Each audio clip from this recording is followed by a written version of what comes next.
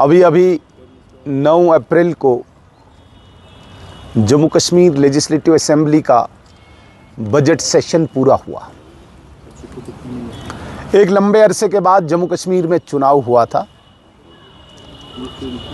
और government constitute हुई, assembly constitute हुई। लोगों की बहुत उम्मीदें, आशाएं, अपेक्षाएं नई सरकार के साथ जुड़ी हुई और इसलिए भी ज़्यादा अपेक्षाएं जुड़ी क्योंकि चुनावी कैंपेन के दौरान सब पॉलिटिकल पार्टीज अपना मंशूर लेके,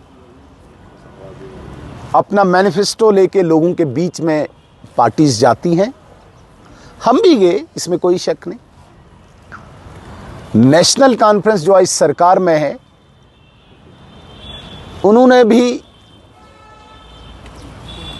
अपने इलेक्शन कैंपेन के दौरान लोगों के बीच में अपना मंशूर जाहिर किया, अपना मैनिफेस्टो रखा, जिसमें उन्होंने बहुत बड़े बड़े वादे किए थे। उमर अब्दुल्ला साहब ने कहा था कि 200 यूनिट बिजली फ्री देंगे, 10 किलो राशन दे देंगे, 5 लाख नौकरियां दे देंगे, हर घर में गैस सिलेंडर दे देंगे। तो इस प्रकार के वादे करके जम्मू कश्मीर के लोगों को गुमराह करके मेजॉरिटी में सीट्स लाई और कश्मीर में विशेषकर और भी ख्वाब दिखाए और भी स्वप्न दिखाए कि 370 आर्टिकल को वापस लाएंगे। सो कॉल्ड जो यहाँ के पत्थरबाज हैं, सो कॉल्ड ये उनको पॉलिटिकल प्रिजनर्स बोलते हैं, उनको जेलों से वापस लाएंगे। इस प्रकार के लोक लुभावने वादे करके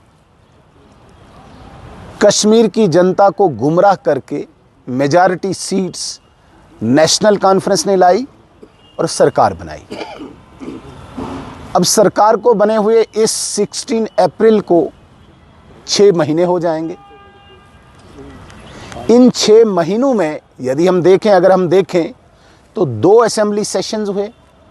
एक बहुत शॉर्ट था, 3-4 दिन का, और बजट सेशन लगभग 20-25 दिन का रहा।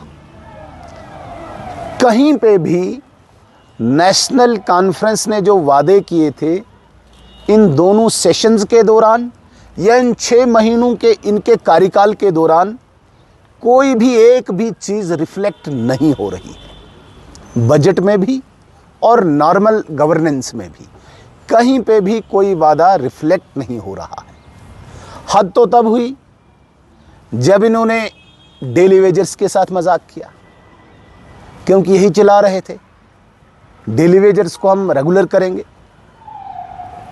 मजाक तो तब हुआ जब उन्होंने केवल AAY अंत्योदय अन्न योजना के तहत जम्मू कश्मीर में जो फैमिलीज रजिस्टर्ड हैं, सिर्फ उनको प्रधानमंत्री सूर्य मित्र मुफ्त बिजली योजना के तहत 200 यूनिट बिजली देने का वादा किया। वो योजना केवल 2 साल की है, ये मैं आपको स्पष्ट करना चाहता हूँ।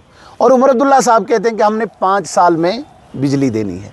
भाई योजना ही केंद्र सरकार की 2 साल की, आप 5 साल से कहाँ से दोगे 5 साल के लिए। और AAY में मैक्सिमम 2-3 मेंबर हैं फैमिलीज़ में, उनको ऑलरेडी 35 किलो राशन केंद्र सरकार दे रही है। तो आप कहाँ किसको दे रहे हो? जिसमें 4 मेंबर हैं उसमें केवल आप 5 किलो बढ़ा रहे हो, वो भी धोखा। महिलाओं को फ्री बस सर्विस, लेकिन साथ में 7% किराया भी बढ़ा दिया, साथ में पेट्रोल को 1 रुपया सम पैसा बढ़ा दिया, साथ में डीजल को 2 रुपया सम पैसा बढ़ा दिया। तो मेरे कहने का ये तात्पर्य है, रूटीन गवर्नेंस और असेंबली का बजट सेशन ये जम्मू कश्मीर नेशनल कॉन्फ्रेंस की गवर्नमेंट की फेलियर को उजागर करता है, लोगों के साथ धोखा उजागर करता है, लोगों के साथ फरेब जाहिर करता है, जिसका मैं बहुत अफसोस है, जिसका मैं बहुत खेद है। मैं कहता हूं कि इंतहा तब हुई जब इन्होंने पहली बार जम्मू कश्मीर की असेंबली के इतिहास में, हिस्ट्री में, सरकार खुद ही सदन को नहीं चलने दे रही। स्पीकर आपका और आप ही नहीं चलने दे रहे हो, सरकार आपकी, आप ही नहीं चलने दे रहे हो। तो ये पहली बार एक ड्रामा वक्फ अमेंडमेंट बिल के विरोध में 3 दिन इन्होंने सदन न चलने दिया। क्यों? क्योंकि वहाँ पे अधिकांश मैक्सिमम ऑनरेबल मेंबर्स ने बिल्स लाए थे, रेजोल्यूशन लाए थे, कॉल अटेंशन लाई थी, ताकि लोगों के इश्यू यहाँ पे डिस्कस न हो, हमें जवाब न देना पड़े, सरकार भागी। ये बहुत बड़ी बदकिस्मती है। एक बात मैं आपके सब जितने भी यहाँ पे रिस्पेक्टेड जर्नलिस्ट्स हैं, आपके चैनल्स के माध्यम से मैं कश्मीर की जनता को स्पष्ट करना चाहता हूँ, भारत सरकार की जितनी भी योजनाएं हैं, जितनी भी इसमें इस वक्त लाभार्थियों की योजनाएं, स्कीम्स कहते हैं हम, वो बिल्कुल भी इफ़ेक्ट नहीं होंगी, प्रभावित नहीं होंगी, चाहे सरकार किसी की भी हो। ये ऐसा न समझें कि सरकार इस वक्त उमर अब्दुल्ला साहब की है तो भारत सरकार उसमें कोई भी कोताही करेगी। जितने भी डेवलपमेंटल प्रोजेक्ट्स जम्मू कश्मीर में चल रहे हैं वो उसी गति से चलेंगे, उसी स्पीड से चलेंगे, उसी फंडिंग से चलेंगे। और इसके अतिरिक्त जितनी भी स्कीम्स, आप प्रधानमंत्री आवास योजना की बात कीजिए, किसी भी चीज़ की आप बात कीजिए, आप आयुष्मान भारत की बात कीजिए, किसी भी स्कीम में कोई भी प्रभाव नहीं पड़ेगा irrespective of any government in J&K।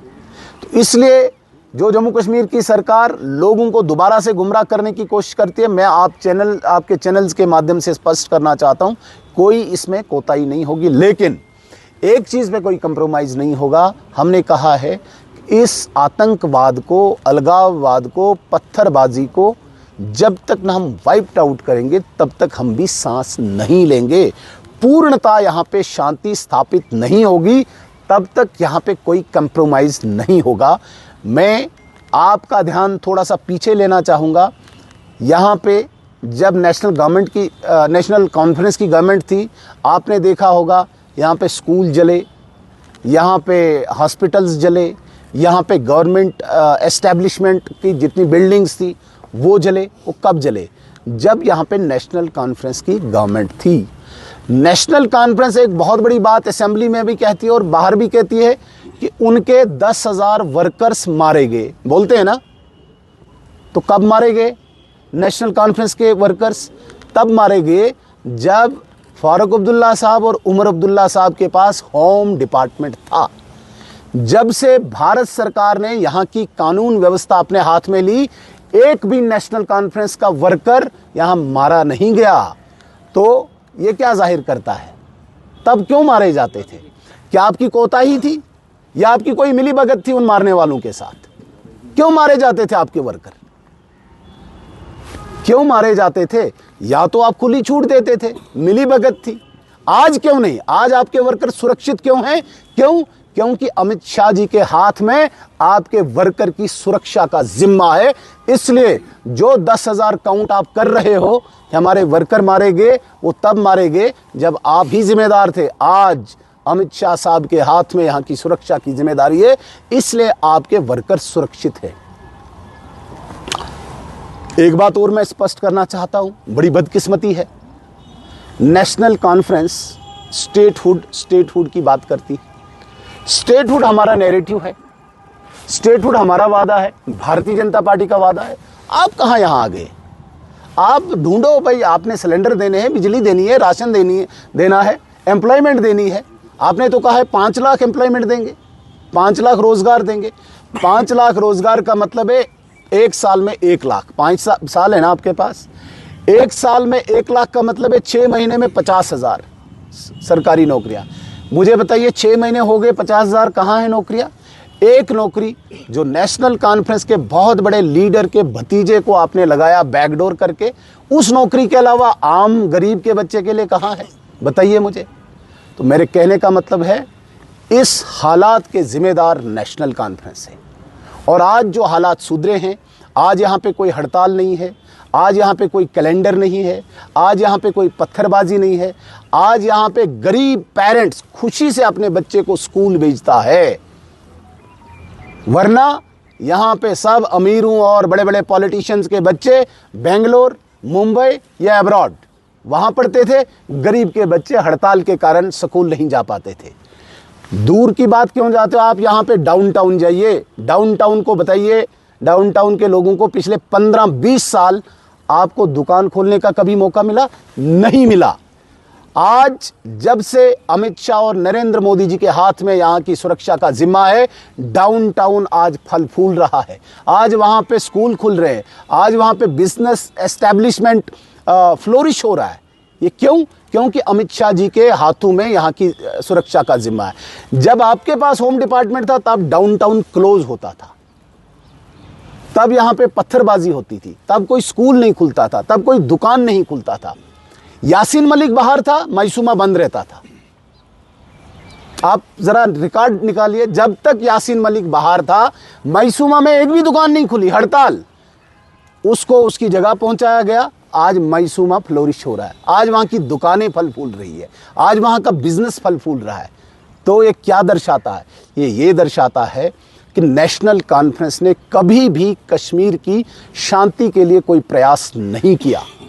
और आज भी हम स्पष्ट करना चाहते हैं, बड़ी बदकिस्मती की बात है कि जिन एमएलएज को बिजली, पानी, सड़क, स्कूल, अस्पताल के लिए आपने यहाँ से असेंबली में भेजा, वहाँ पे वो नेशनल कॉन्फ्रेंस के एमएलए नारे तकबीर अल्लाहू अकबर का नारा देते। इसलिए भेजा था तुमको? ये जामे मस्जिद है कोई असेंबली? वहाँ पे नारे देने के लिए क्या करना चाहते हो? प्रवोक करना चाहते हो? गुमराह करना चाहते हो? ये भारतीय जनता पार्टी के विधायक हैं जो अनुशासित हैं, जो संयमित हैं। वरना ऐसी चीज़ों से तो कभी भी रिलीजियस एक डिवीजन पैदा हो सकता है कहीं पे भी। ये पहली बार जम्मू कश्मीर के असेंबली के इतिहास में पहली बार हुआ जब नेशनल कॉन्फ्रेंस जो नारे जामा मस्जिद में लगने चाहिए वो नारे असेंबली में दे रहे हैं। वो कॉन्स्टिट्यूशन का मंदिर है, वो कोई रिलीजियस बुक वहाँ नहीं चलानी है, वहाँ पे संविधान चलेगा। नारे तकबीर अल्लाहू अकबर वहाँ नारे देने की जगह नहीं है। जब हमारी गवर्नमेंट पीडीपी के साथ थी, मुफ्ती साहब चीफ मिनिस्टर बने थे, उस वक़्त भी मुफ्ती साहब ने पहला काम किया था, मसरत आलम जो एक सेपरेटिस्ट लीडर था उस वक़्त का, उसको रिहा करने की एक पहल की थी। हमने विरोध किया था कि ऐसे व्यक्ति को बिल्कुल रिहा नहीं करना। आपने देखा होगा उस वक़्त के वीडियोज़ भी लाएंगे। यूं ही मसरत आलम बाहर आया तो यही नेशनल कॉन्फ्रेंस